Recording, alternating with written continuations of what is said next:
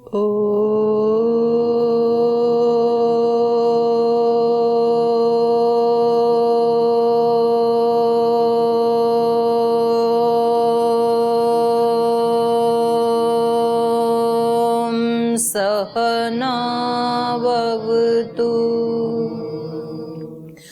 सहनौ भुनक्तु सह वीर्यं करवावहै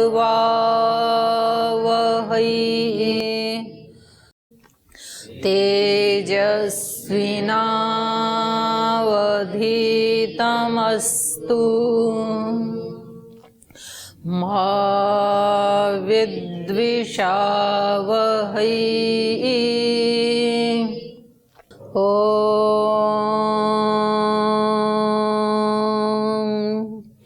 शांति शांति शांति।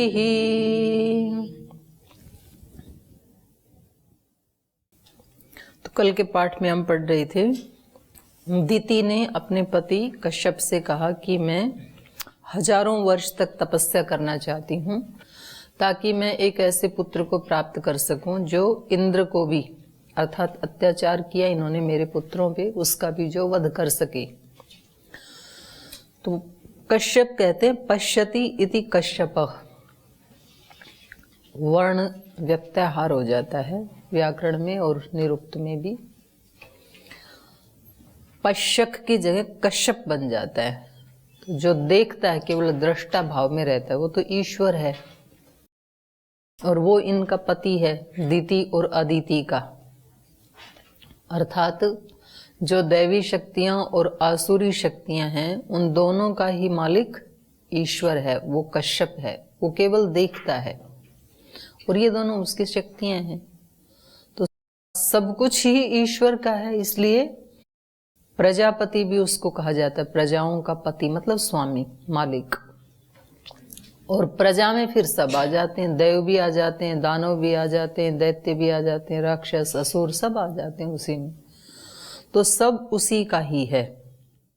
तो ये चल रहा था। तो उनके वचनों को सुन करके मारीच कश्यप ने कहा कि एवं भवतु, यदि आप ऐसा चाहते हैं तो ऐसा ही हो। और ईश्वर हमेशा हम सबको एवं भवतु ही बोलते हैं। गीता में भी आया संकल्पमयोऽयं पुरुष। ये पुरुष कैसा है? संकल्पमय है। जैसा जिसका संकल्प होता है वो वैसा बन जाता है। जब हम कहते हैं कि मैं बहुत दीनहीन हूं तो प्रकृति कहती है एवं अस्तु। जब कोई व्यक्ति कहता है कि नहीं, कितनी भी बाधाएं क्यों ना हो लेकिन मैं उन सब को पार कर जाने में पर्याप्त हूं, क्योंकि मैं इस सृष्टि की सबसे शक्तिशाली शरीर को धारण करने वाली आत्मा हूं, तो प्रकृति कहती है एवं अस्तु। जैसा हम सोचते हैं वैसा फिर प्रकृति हमें वरदान दे देती है। एवं अस्तु बोलना है भगवान को केवल। इसलिए बोलते हैं कि विचार की क्रांति बहुत बड़ी क्रांति है। कोई व्यक्ति अपने जीवन में जो बन पाता है वो किसके कारण बन पाता है? विचार के कारण बन पाता है, विचार क्रांति। तो ऐसे बोला जाता है, आपने खूब ही सुना है कि विचार हमेशा कैसा होना चाहिए? ऊंचा होना चाहिए। सादा जीवन, उच्च विचार। तो विचार हमारे अंदर कैसे आते हैं इसका हमें दृष्टा बनना चाहिए। सुबह शाम, जैसे कल भी बात चल रही थी ना शरीर के मौन करने की, तो सारी इंद्रियों को मौन करके, शरीर को भी, दृष्टि को भी, कानों को भी, जीवा को भी, त्वक को भी, सब कर्मेंद्रिय ज्ञानेंद्रिय सब को मौन कर दिया साधक ने। और उसके बाद मन को भी मौन कर दिया। मन का मौन, जो गीता में भी मन का तप बताया। मौन का मतलब है हम उसको देखते हैं ना तो वो अपने आप ही मौन हो जाता है। मन को देखना भर है, केवल उसका दृष्टा बनना है। जब हम उसके साथ एक साथ शामिल हो जाते हैं तब तो हम भी वही हो जाते हैं। इसलिए हम बोलते भी हैं भाषा में सुखी दुखी, मैं ऊंचा, मैं नीचा, मैं पढ़ा लिखा, मैं अनपढ़, मैं अमीर, गरीब, ये सारी भाषाएं जब दृष्टा दृश्य के साथ एकाकार हो जाता है उस समय की भाषाएं हैं ये। जब वो उससे अलग कर लेता है तब ऐसा नहीं बोलता है। जैसे इस समय प्रकाश है संसार में और हम क्या हैं? प्रकाश के दृष्टा, तभी तो प्रकाश दिखेगा कि प्रकाश है। सूर्योदय होते ही कोई व्यक्ति ये नहीं कहता है कि मैं प्रकाश हो गया, ये बोलता है प्रकाश आ गया, मतलब मैं देख रहा हूं प्रकाश को। अंधकार जब शाम को आता है तो कोई व्यक्ति ये नहीं कहता कि मैं अंधकार हो गया। हमें लगता है ना अंधकार अलग, मैं अलग, लेकिन इस समय हम कहते हैं कि मैं कक्षा में बैठ गया। तो इसका मतलब क्या है कि मैंने किसके साथ तादात्म्य कर लिया? शरीर के साथ। बैठा तो शरीर है ना, और हम इससे बैठे हुए ही इससे अलग भी हो सकते हैं कि ये शरीर मेरी आज्ञा से बैठा हुआ है यहाँ पर और ये कानों से सुन रहा है, और इस सुनते हुए को और इस बैठे हुए को या बोलते हुए इस शरीर को मैं देखने वाला दृष्टा हूं। तब एक अलग भाव चेतना हो जाती है। और योग की भी परिभाषा यही की पतंजलि ऋषि ने। योग को क्या बताया? योगः चित्त वृत्ति निरोधः। चित्त की वृत्तियां रुकती तब हैं जब हम दृष्टा भाव में होते हैं, चित्त की वृत्तियों के साथ रहते हैं, तब तो तदा दृष्टु स्वरूपे वस्थानम। जब हम दृष्टा होते हैं तब तो अपने स्वरूप में अवस्थित हो जाते हैं। देखना भर है उसको, जो चल रहा है उसको देखना, अपने को खाते हुए, बैठे हुए, सोते हुए, बोलते हुए, सुनते हुए, लिखते हुए, चलते हुए, खेत में काम करते हुए, अपने आप को देखना, ये योग है। तब वो दृष्टा अपने स्वरूप में रहता है, दृष्टा स्वरूप में। उसका स्वरूप क्या है? दृष्टा स्वरूप ही है उसका। और वृत्ति सारूप्यम इतरत्र। जब दृष्टा भाव में नहीं रहता है तब तो उसके साथ ही वो ही हो जाता है वो। तो कल भी हम ये चर्चा कर रहे थे कि जगत किसको कहते हैं? जो निरंतर गतिमान है। सतत गच्छति इति जगत, गम धातु से ही बनता है। संसार सतत संसरति, संसार। लेकिन इसमें ये गति और संसरण जो है ये चेतन की सहायता से है। जैसे संसार में जितनी गति है, पृथ्वी घूम रही है, सूर्य घूम रहा है, चंद्रमा, नक्षत्र, नदियां, सब कुछ तो गतिमान है ना। लेकिन ये गति सब किसकी है?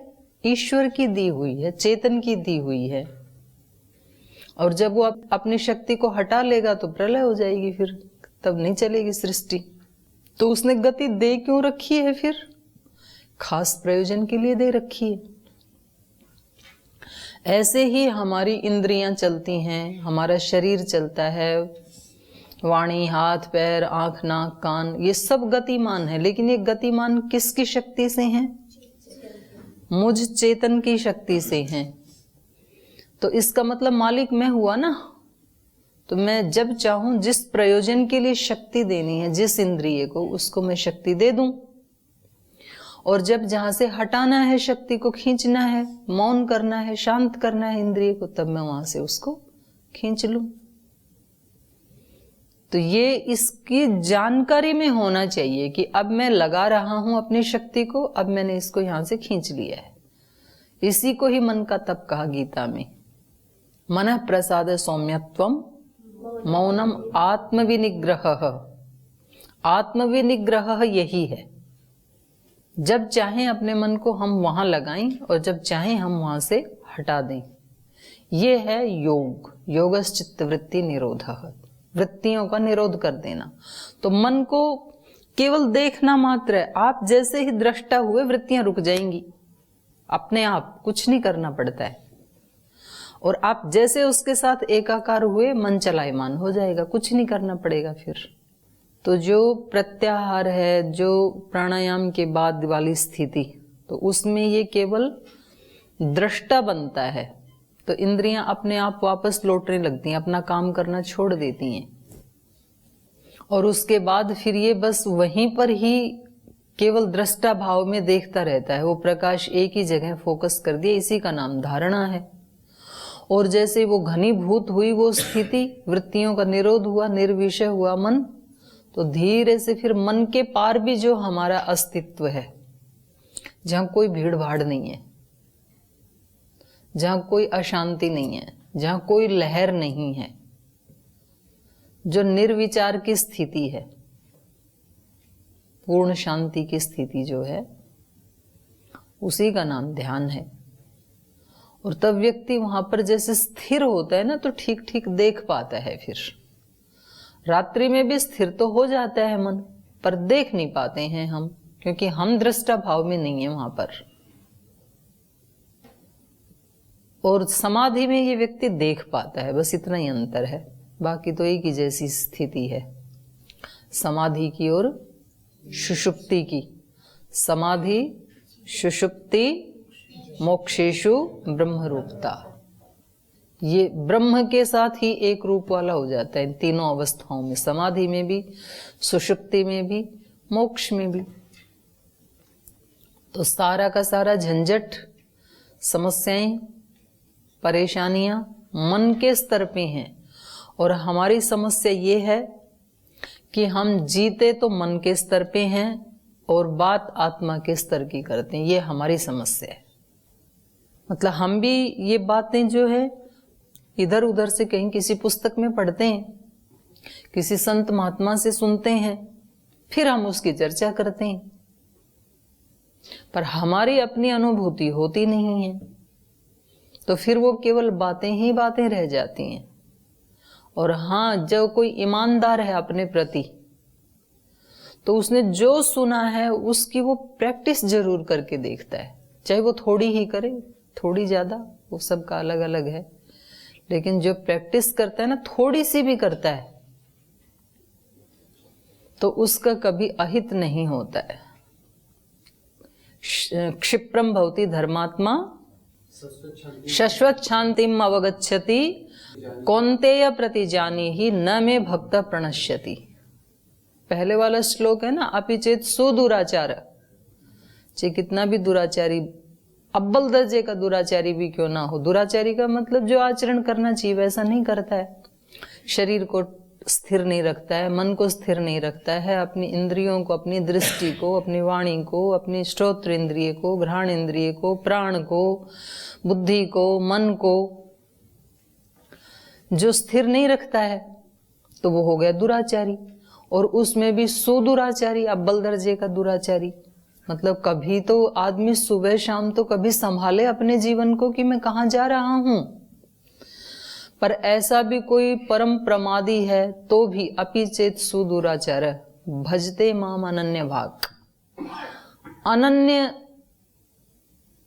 शरणागति में आ जाता है। मेरे सिवाय एक कोई ऐसा अवसर आता है जीवन में, कोई ऐसी ठोकर लगती है कि उसकी आंखें खुलती हैं। व्यक्ति नींद में चलता है ना, और फिर अचानक कहीं ठोकर लग जाए, गिर जाए, तो फिर नींद रहती है कि खुल जाती है?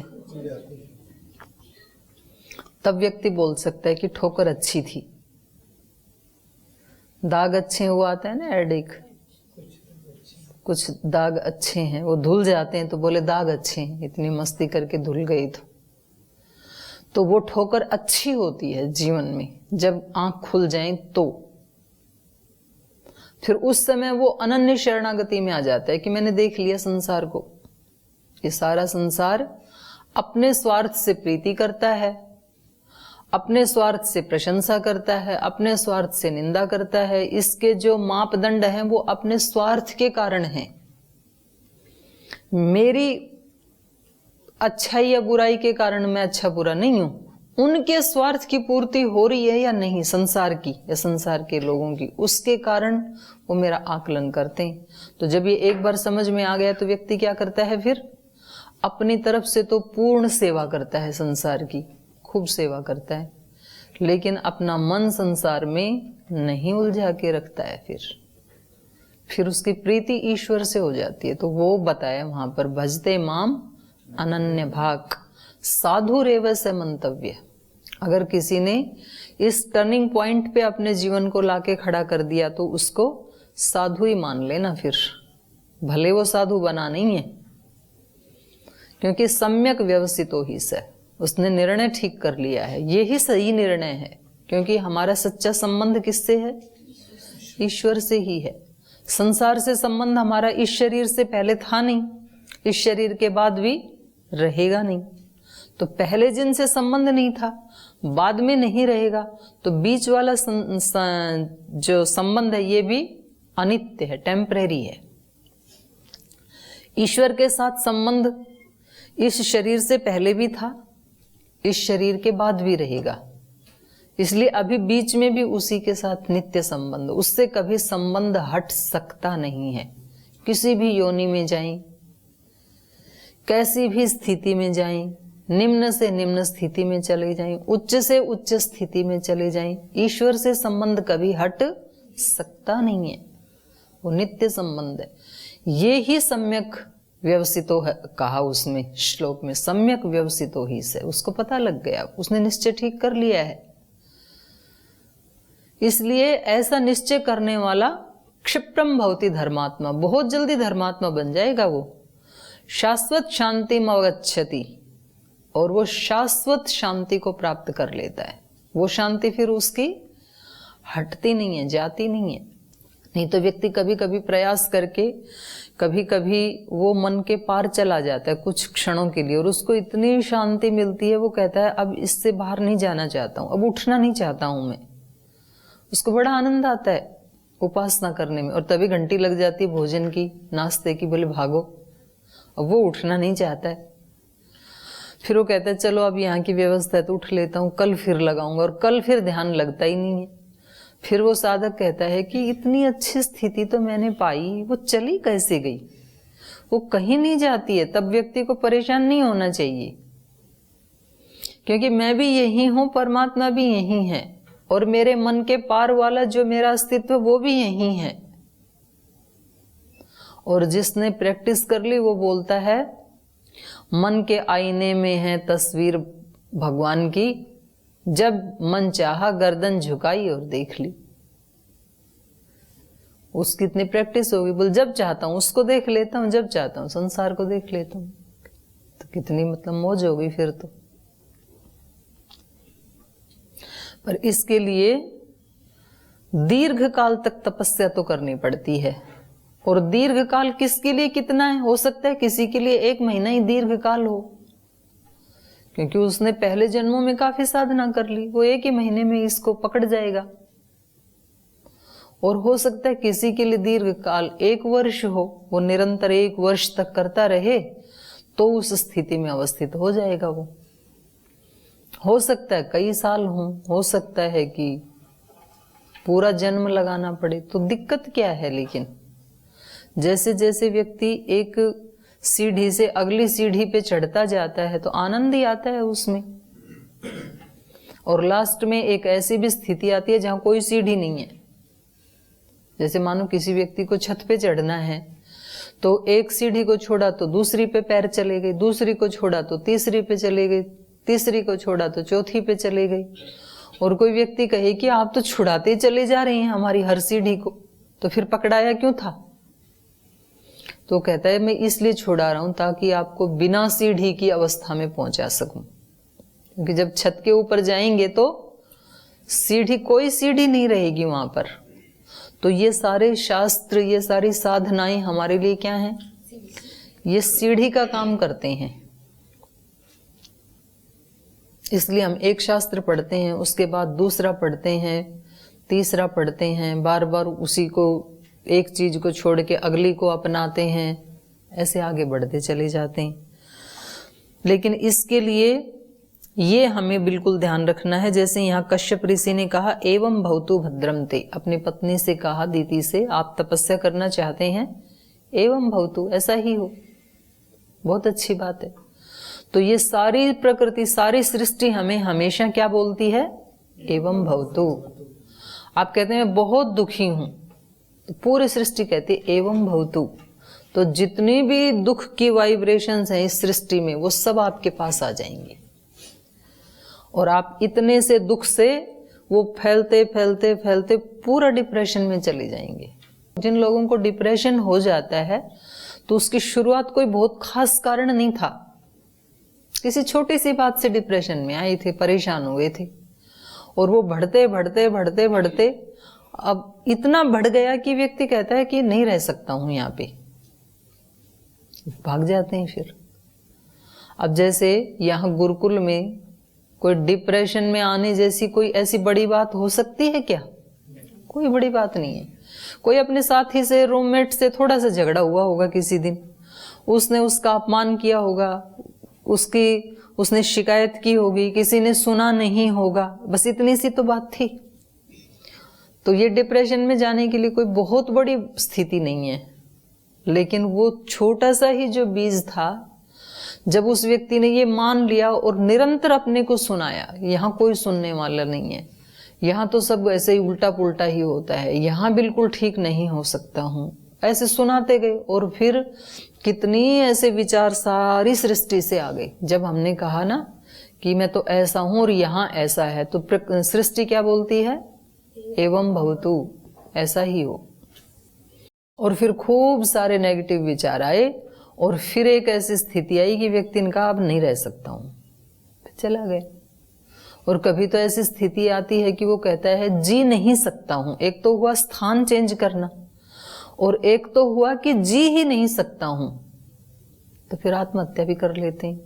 तभी तो करता है आदमी आत्महत्या, कि अब जीवन जो है वो, इस जीवन को मैं नहीं जी सकता हूं, इतना घिर गया हूं।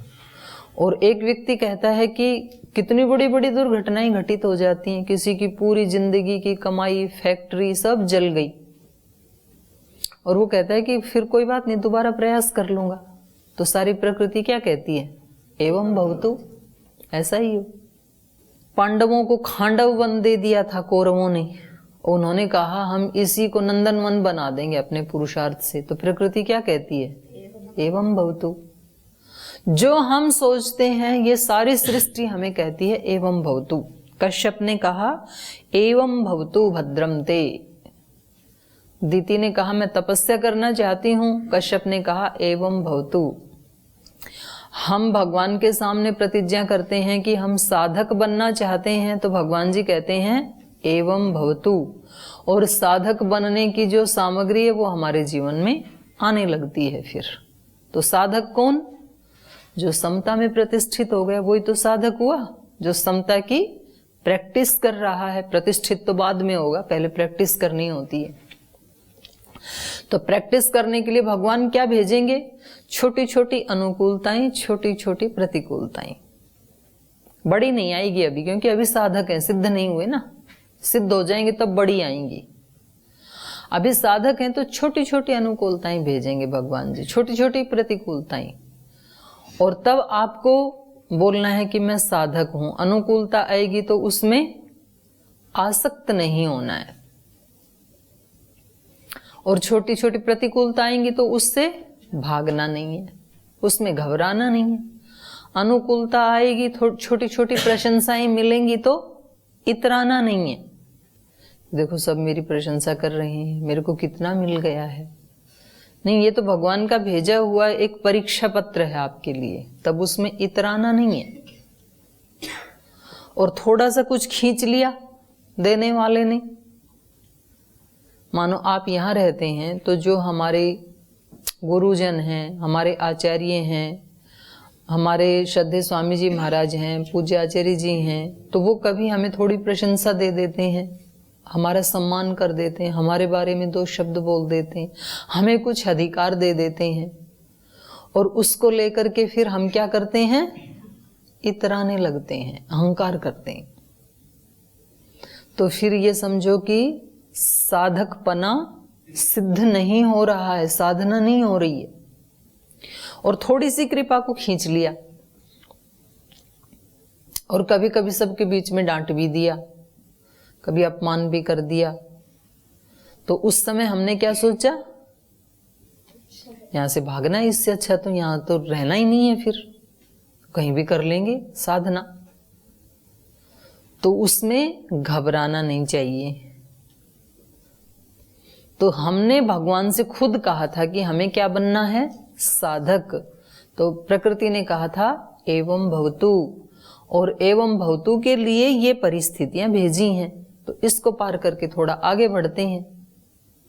तो इतना व्यक्ति जब सहन कर लेता है तो थोड़ी सी बड़ी आती है फिर अनुकूलता, और थोड़ा सा प्रसाद मिलता है, फिर थोड़ी बड़ी प्रतिकूलता आती है। तो जिसकी जितनी जितनी साधना बढ़ती है और जिसको जितनी जितनी जिम्मेदारी मिलती जाती है, और उस जिम्मेदारी में ही उतनी जितनी बड़ी जिम्मेदारी उतनी बड़ी अनुकूलता भी और उतनी ही बड़ी प्रतिकूलता भी। जैसे श्रद्धेय स्वामी जी महाराज जैसे जो बड़े लोग होते हैं तो उनके जीवन में अनुकूलताएं भी बड़ी होती हैं, मालिक होते हैं ना बहुत बड़ी व्यवस्था की, और प्रतिकूलताएं भी उतनी ही बड़ी होती हैं। मतलब एक क्षण में वहां से यहां आ सकता है। कोई व्यक्ति कितने ऊपर से गिरेगा, कितने ऊपर से गिरेगा कोई व्यक्ति, जितनी उसने चढ़ाई चढ़ ली वहीं से ही तो गिरेगा। तो कोई व्यक्ति यदि हिमालय पे पहुंच गया तो वो गिरेगा भी कहां से, हिमालय से ही गिरेगा। तो चोट भी कितनी लगेगी, उतनी ही लगेगी जितनी ऊंचाई से गिरा। और कोई बेचारा अभी चढ़ाई 5 फीट है तो उसकी चोट भी कितनी होगी, 5 फीट जितनी होगी, उससे बड़ी नहीं लगेगी उसको। तो ये बात हमें बहुत अच्छे से अपने मन में बिठा लेनी चाहिए कि सारी सृष्टि हमारे लिए क्या बोलती है। आप किसी का उपहास करते हैं, मतलब ये सारी पॉसिबिलिटी होती हैं जीवन में और ये नित्य होती हैं। हमारे आसपास जो बैठे होते हैं कुछ लोग हमारी बात को बहुत ध्यान से सुनते हैं और उनको लगता है कि ये तो निमित्त बन गए, ये भगवान ने ही मेरे लिए भेजा है, ये आज का भगवान का प्रसाद है मेरे लिए। वो बहुत एकाग्र होकर के सुनते हैं, उसी भाव से उसको लेते हैं। तो उनके लिए सृष्टि क्या बोलती है, एवं भवतु। कुछ होते हैं बोले बहुत सुन लिया है, ये सब ऐसे ही बोलते ही रहते हैं, तो आके बैठना होता है तो ठीक है बैठ जाएंगे। उनके लिए सृष्टि क्या बोलती है, एवं भवतु। उनके लिए कोई लाभ नहीं करेगा वो प्रवचन, और किसी के लिए मीडियम लाभ करेगा और किसी के लिए अत्यंत लाभ करेगा।